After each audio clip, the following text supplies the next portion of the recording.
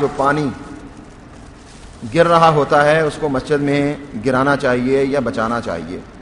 وہ پانی مستعمل ہے تو مستعمل پانی جو ہے وہ مسجد کے تقدس کے خلاف ہے، اس لیے ایسے پانی کو مسجد میں گرانے سے خود کو بچانا چاہیے. جی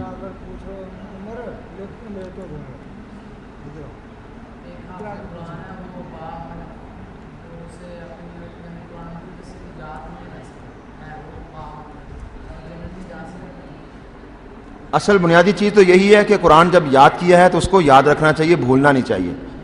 قرآن ایک ہوتا ہے کہ آدمی جان بوجھ کے بھول گیا، اس کو یاد نہیں کیا، سستی کی، توجہ نہیں کی، تو ایسا آدمی تو واقعی مجرم ہے. لیکن اگر ایک آدمی ایسا ہے کہ اس نے جب یاد کیا تو اس وقت اس کا حافظہ ٹھیک تھا، بعد میں اس کے حافظے میں خرابی پیدا ہو گئی، حافظہ درست نہیں رہا، اس کے دماغ میں کوئی اثر پڑ گیا، اس طرح کی خرابی پیدا ہوگی، وہ محنت کرتا ہے، کوشش کرتا ہے کہ میں قرآن یاد کروں لیکن قرآن اس کو یاد نہیں ہوتا. ایسا آدمی قرآن و حدیث پر عمل کرے، قرآن کے مطابق اپنی زندگی گزارے تو گویا وہ اس وعید میں شامل نہیں ہوگا. پھر امید ہے اللہ تعالیٰ اس کی پکڑ نہیں فرمائے گا. جس کا 11 پارہ میں ذکر آیا ہے مسجد زرار جو شہید کی گئی تھی، شہید نہیں ہوئی تھی، وہ کس زمانے میں کی گئی تھی؟ جب زرار ہے تو پھر شہید نہیں ہو سکتی. وہ شہید تو وہی ہوگا نا جس کا ایمان عقیدہ ٹھیک ہوگا. تو عقیدے صحیح والے لوگ جب مسجد بنائیں گے تو وہ مسجد شہید ہوگی. شہادت کا تعلق ایمان کے ساتھ ہے، بے ایمانوں کی چیزیں شہید نہیں ہوتی. ٹھیک ہے، ان کو ختم کر دیا جاتا ہے، گرا دیا جاتا ہے، جلا دیا جاتا ہے. یہ نبی پاک صلی اللہ علیہ وسلم کے زمانہ مقدسہ میں منافقین نے مسجد بنائی تھی اور ان کا مقصد یہی تھا کہ جی توجہ کریں بیٹا، منافقین جو تھے وہ نبی پاک صلی اللہ علیہ وسلم کی بارگاہ میں آتے تھے، آپ کے پیچھے نمازیں پڑھتے اور مسجد نبی شریف میں وہ جمعہ ادا کرتے تھے. ٹھیک، تو عام طور پہ حضور پر اعتراض بھی کرتے تھے. صحابہ کرام کو یہ بات بڑی ناگوار محسوس ہوتی کہ وہ دشمن بھی ہیں رسول اللہ صلی اللہ علیہ وسلم کے، اندر سے منافق ہیں، مخالف ہیں سرکار کے، تو ایسے لوگ ہمارے ساتھ مل کر نہ جمعہ پڑھیں، نہ نمازیں پڑھیں، نہ ہمارے ساتھ مل جل کر رہیں. تو بڑا وہ محسوس کرتے تھے. اب نبی پاک صلی اللہ علیہ وسلم تو اللہ تعالیٰ کے حکم کے منتظر تھے. تو ایک مرتبہ حکم آ گیا کہ پیارے اب اللہ تعالیٰ نے جب تک چاہا ان کو آپ کے ساتھ رکھا. اب اللہ تعالیٰ کی یہ شان نہیں ہے کہ پاک اور ناپاک کو ایک ہی جگہ پر رکھے. مومن پاک ہے اور منافق ناپاک ہے، تو لہذا اللہ تعالیٰ نے وہ حکم دے دیا ناپاک اور پاک الگ الگ ہو جائیں گے، طیب اور خبیث کو جدا جدا کر دیا جائے گا. اس وقت نبی پاک صلی اللہ تعالی علیہ وسلم نے عین خطبہ جمعۃ المبارک کے اندر منافقین کے نام لے لے کر فرمایا اخرج یا فلان فإنک منافق، اخرج یا فلان فإنک منافق، اے فلاں تو نکل جا، تو منافق ہے، ہماری مسجد میں آج کے بعد نماز پڑھنے کے لیے نہیں آئے گا. عورتوں کو بھی نکال دیا، مردوں کو بھی نکال دیا. جب سب کو نکال دیا تب انہوں نے کہا یہ کہو اب کوئی مورچہ ہونا چاہیے کہ جہاں پر ہم جائیں اور وہاں پر مسلمانوں کے ایمان پر ڈاکے ڈالیں. تو اب وہ مورچہ کیا ہو سکتا تھا؟ مندر تو بنا نہیں سکتے تھے، گرجا تو بنا نہیں سکتے تھے، اس لیے کیا بنایا انہوں نے؟ مسجد بنائی. مسجد بنا کر انہوں نے کہا کہ یہاں پر اللہ اس کے رسول کا نام ظاہری طور پر لیں گے، اللہ رسول کے نام کا دھوکہ کھا کر لوگ جو ہے نا وہ ہماری طرف آئیں گے، آہستہ آہستہ ان کے ایمان کو خراب کرنے کی کوشش کریں گے اور لوگ معاذ اللہ ہمارے ساتھ لگ جائیں گے. اب وہ مسجد بنا کر حضور کی بارگاہ میں آئے اور کہنے لگے یا رسول اللہ آپ اس طرح کرے، ذرا ہماری مسجد میں آ کے نا افتتاح کر دیں. انہیں پتا تھا جہاں آقا جائیں گے وہاں غلام بھی جائیں گے، لہذا جب حضور افتتاح کرنے آئیں گے تو ان کے دیکھا دیکھی صحابہ بھی آ جائیں گے. تو اللہ رب العالمین نے 11ویں پارے پر پابندی لگا دی اس سرکار کے جانے پر. فرمایا لا تقم فیہ ابدا، محبوب اس مسجد میں جانا تو کجا، نماز پڑھانا تو کجا، افتتاح فرمانا تو کجا، ان کی مسجد میں جانا ہی نہیں، ان کی مسجد میں قدم ہی نہیں رکھنا، جانا ہی نہیں.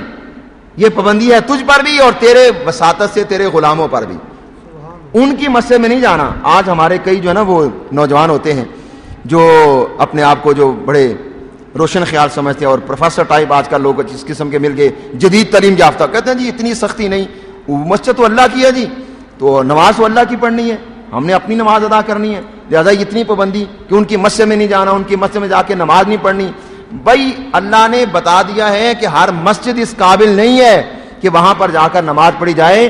نماز لمسجد اسس علی التقوی، اس مسجد میں جا کے نماز پڑھا کرو جس کی بنیاد تقوی پر رکھی گئی ہے. تو تقوی والے لوگوں کے پاس آؤ، سرکار سے محبت کرنے والے لوگوں کی مسجد میں آ کے نماز پڑھو، ان لوگوں کی مسجد میں جانا ہی نہیں ہے. تو پھر سرکار کریم صلی اللہ علیہ وسلم وہاں گئے بھی نہیں, صحابہ کو بھیجا, ان کی مسجد کو گرا دیا اور جلا دیا, اور ان کی مسجد کا نام قرآن نے کیا رکھا؟ مسجد درار. تو منافقین کی مسجدیں اسی مسجد درار کے حکم میں ہیں. آج کل کی ان کی مسجدیں جو ہیں, چونکہ وہاں پر نبی پاک صلی اللہ علیہ وسلم کی بے ادبی ہے, گستاخی ہوتی ہے, لہذا جس مسجد کے اندر اللہ کے محبوب کی گستاخی ہو وہ مسجد نہیں, وہ مسجد درار ہے. ان کی مسجد میں نہیں جانا. کیا کسی کو ہر وقت ٹوکنے اور کہتے رہنے سے بہتر نہیں کہ ہم اپنے عمل سے ثابت کریں کہ ہمارا مسلک اور عقیدہ درست ہے؟ دو چیزیں ہیں, ایک تو ہوتا ہے کہ آدمی اپنا عمل ٹھیک کرے, اور دوسرا یہ ہوتا ہے کہ جس کا عمل درست نہیں اس کو کہا بھی جائے, سمجھایا جائے. نہیں تو نبی پاک صلی اللہ تعالی علیہ وسلم کو سارے کافروں کو جمع کر کے صفا کی پہاڑی پر چڑھ کر کیا ضرورت تھی کہنے کی قولوا لا الہ الا اللہ تفلحون. سارے عربیوں کو جمع کیا, مکے والوں کو, اور فرمایا کہ لا الہ الا اللہ پڑھو تم کامیاب ہو جاؤ گے. سب کو دعوت دی, اور پھر جگہ جگہ جا کر بار بار ان کو روکا, ٹوکا, منع کیا کہ بتوں کی پوجا نہ کرو, اللہ کو مانو, یہ غلط لوگ ہیں. ہر بار ہر موقع پر ان کو سرکار منع کرتے رہے. تو معلوم یہ ہوا اپنا عمل بھی ٹھیک کرنا چاہیے اور غلط آدمی کو روکنا اور ٹوکنا بھی چاہیے.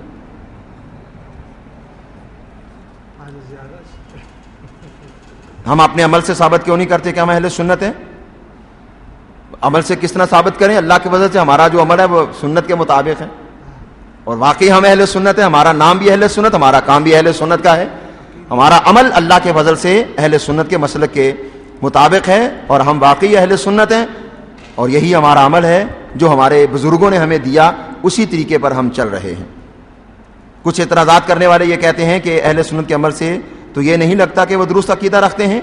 ایک ہوتا ہے عمل, ایک ہوتا ہے عقیدہ. عمل کے اندر اگر کسی وقت کمی بیشی آ جائے تو اس کی وجہ سے عقیدے میں خرابی نہیں آتی, عقیدے پہ اثر نہیں پڑتا, عقیدہ اپنی جگہ پر ثابت رہتا ہے, عمل میں کمی آتی ہے. مثلا آپ کو بتاؤں, ایک صحابی تھے رضی اللہ تعالیٰ عنہ, صحابہ کرام کا عمل تو ہمارا عمل تو اس میں تو مطابقت ہی کوئی نہیں نا. ان کے لیے تو رحمت کی جو ہے نا ان کے ساتھ وعدے ہوئے تھے, اللہ تعالیٰ رحمت ان کو عطا فرمائے گا. انہوں نے ایک گناہ کیا تو اس کی سزا نبی پاک صلی اللہ علیہ وسلم نے ان کو دی. نبی پاک صلی اللہ علیہ وسلم کے کہنے پر بعض صحابہ نے ان کو مارا پیٹا. ایک صحابی نے کہا اللہ تجھے رسوا کرے, اللہ تجھے ذلیل کرے. نبی پاک صلی اللہ تعالی علیہ وسلم نے فرمایا اسے یہ نہ کہو, یہ اللہ اور اس کے رسول سے محبت کرتا ہے. اب اللہ اس کے رسول سے محبت کرنا اور ہوتا ہے, عمل میں کمی بیشی اور ہوتا ہے. اگر کسی مومن کے عمل میں کمی بیشی ہو جائے تو اس کے عمل کے اندر کمی آئی ہے, عقیدہ تو اس کا وہی ہے, وہ اللہ سے بھی محبت کر رہا ہے, محمد مصطفیٰ سے بھی محبت کر رہا ہے. تو سنیوں کے عمل میں اگر کسی وقت کمی آ جائے تو اللہ اس کے رسول سے محبت میں کمی نہیں آتی, عمل کی کمی, عقیدے میں کمی کو لازم نہیں آتی, عقیدہ اپنی جگہ ثابت رہتا ہے. سوال یہ ہے کہ گو کھانا جائز ہے؟ نہیں, نبی پاک صلی اللہ تعالی علیہ وسلم نے اسے منع کیا ہے, ناپسند کیا ہے. سانپ کھانا جائز ہے؟ نہیں, یہ بھی کھانا جائز نہیں ہے. وہ چیزیں جو خبیث ہیں اس کو نبی پاک صلی اللہ تعالی علیہ وسلم نے اپنی امت کے لیے حرام کیا ہے. وَيُحَرِّمُ عَلَيْهِمُ الْخَبَائِثَ, قرآن کہتا ہے خبیث چیزوں کو نبی پاک صلی اللہ تعالی علیہ وسلم اپنی امت کے لیے حرام قرار دیتے ہیں. تو یہ گو ہو گئی, سانپ ہو گیا, کیکڑا ہو گیا, یہ اس طرح کی باتیں جو دوسری چیزیں ہیں یہ ان کا تعلق خبثاء کے ساتھ ہے, یہ خبیث چیزیں ہیں. یا کوا جو ہے یہ زاغ معروفہ آج کل ہمارے علاقوں میں جو پایا جاتا ہے, دیوبندی اس کو حلال کہتے ہیں, لیکن نبی پاک صلی اللہ علیہ وسلم نے اس کو حرام قرار دیا ہے. سیدہ شستیقہ رضی اللہ تعالیٰ کا قول ابن ماجہ میں فرماتے ہیں من یاکل ھذا الغراب فقد سماہ رسول اللہ صلی اللہ علیہ وسلم فاسقا. جب نبی پاک صلی اللہ علیہ وسلم نے کبے کو فاسق غلط قرار دے دیا, خبیث کہہ دیا, اب کون مومن اس کو کھائے گا؟ اب یہ مومن تو نہیں کھا رہے, وہ کھا رہے ہیں. صلی والی میں دیوبندیوں نے جشن کوا خوری منایا تھا, سارے دیوبندی جمع ہو کے نا صلی والی سرگودے کے اندر انہوں نے کوا کھایا تھا, کوے کی دعوت پکائی تھی. ہماری حلوے کی دعوت قبول نہیں, خود کوے کی دعوت کھاتے ہیں. پسند اپنی اپنی, مقام اپنا اپنا, کیے جاؤ میں خارو کام اپنا. ختم شریف میں جو ہم آیات پڑھتے ہیں, کیا یہ آیات حدیث سے ثابت ہے؟ وہ آیات قرآن میں لکھی ہوئی ہیں, وہ آیات قرآن میں لکھی ہوئی ہیں. ہاں یہ آپ کہہ سکتی ہیں کہ ان کا پڑھنا حدیث سے ثابت ہے.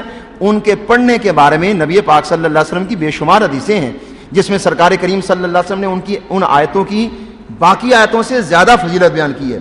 ان کی عظمت کو زیادہ فضیلت کے ساتھ بیان کیا ہے. کل شریف ہو گیا, باقی کل ہو گئے, یعنی اخلاص صورت کے علاوہ باقی کل, یا صورت فاتحہ ہو گئی, یا صورت حشر کی آخری آیتیں ہو گئیں, جن میں اللہ رب العالمین کی بہت زیادہ عظمت بیان کی گئی ہے, یا نبی پاک صلی اللہ علیہ وسلم کی عظمت کو بہت زیادہ بیان کیا گیا ہے. ایسی آیتوں کی فضیلت بھی خدا کی بارگاہ میں بہت زیادہ ہے. صورت الفاتحہ کے بارے میں روایت ہے, صورت اخلاص کے بارے میں بھی ہے کہ نبی پاک صلی اللہ علیہ وسلم کے ایک صحابی جب بھی نماز پڑھاتے تھے تو صورت فاتحہ کے بعد صورت الاخلاص قل هو اللہ احد ضرور پڑھتے تھے, پھر اور کوئی تلاوت کرتے. مقتدیوں نے آ کے شکایت لگائی, سرکار آپ نے ہمیں اچھا امام دیا ہے, اس کو تو قل هو اللہ بڑی پسند ہے, یہ جب بھی ہمیں نماز پڑھاتا ہے تو قل هو اللہ ضرور پڑھتا ہے. یہ مقتدیوں کی شکایتیں بڑی پرانی ہیں اماموں کے بارے میں. آج کل بھی کئی مقتدی اماموں کے بارے میں, ہمارا امام یہ